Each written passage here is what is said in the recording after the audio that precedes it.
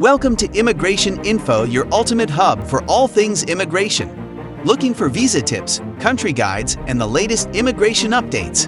You're in the right place. Subscribe for expert insights and join our global community today. The Department of Homeland Security today announced a Federal Register notice to implement Keeping Families Together, a process for certain non-citizen spouses and stepchildren of U.S. citizens. This is part of an effort to promote the unity and stability of families, increase the economic prosperity of American communities, strengthen diplomatic relationships with partner countries in the region, reduce strain on limited U.S. government resources, and further national security, public safety, and border security objectives. Too often, non-citizen spouses of U.S. citizens, many of them mothers and fathers, live with uncertainty due to undue barriers in our immigration system, said M. Jadvel, Director of U.S. Citizenship and Immigration Services. This process to keep U.S. families together will remove these undue barriers for those who would otherwise qualify to live and work lawfully in the U.S., while also creating greater efficiencies in the immigration system, conducting effective screening and vetting, and focusing on non-citizens who contribute to and have long-standing connections within American communities across the country. USCIS will immediately begin accepting requests from eligible individuals for this process on August 19, 2024. Individuals must file Form I-131F, application for parole in place for certain non-citizen spouses and stepchildren of U.S. citizens, online after creating a USCIS account. The filing fee is $580.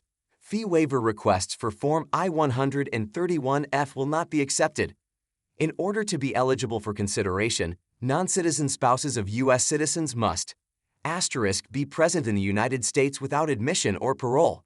Have been continuously physically present in the United States since at least June 17, 2014, through the date of filing your request. Have a legally valid marriage to a U.S. citizen on or before June 17, 2024. Have no disqualifying criminal history and otherwise not deemed to be a threat to public safety, national security, or border security, and submit biometrics and undergo required background checks and national security and public safety vetting. Non-citizen stepchildren of U.S. citizens must have been under the age of 21 and unmarried on June 17, 2024. Be present in the United States without admission or parole. Have been continuously physically present in the United States since at least June 17, 2024, through the date of filing your request. Have a non-citizen parent who entered into a legally valid marriage with a U.S. citizen on or before June 17, 2024, and before their 18th birthday. Have no disqualifying criminal history and otherwise not deemed to be a threat to public safety, national security, or border security, and submit biometrics and undergo required background checks and national security and public safety vetting. USCIS is committed to program integrity and protection against fraud. Using existing training and practices to identify fraudulent evidence, USCIS will be reviewing submitted evidence supporting the existence of a legally valid marriage. In its consideration of the Form I-131F, USCIS will employ rigorous procedures to detect potential fraud concerns, ensuring that potentially fraudulent marriages will not serve as the basis for a grant of adjustment of status following access to this process. DHS estimates that 500,000 non-citizen spouses and 50,000 non-citizen stepchildren of U.S. citizens may meet these eligibility criteria. If granted parole, these non-citizen spouses and non-citizen stepchildren of U.S. citizens, if otherwise eligible, could apply for lawful permanent residence without leaving the country.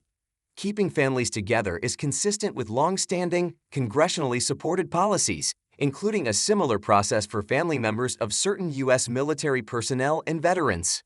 USCIS has published additional information on eligibility criteria, the application process, examples of the types of evidence non-citizens must submit to establish eligibility, how to create an online account and file Form I-131F online.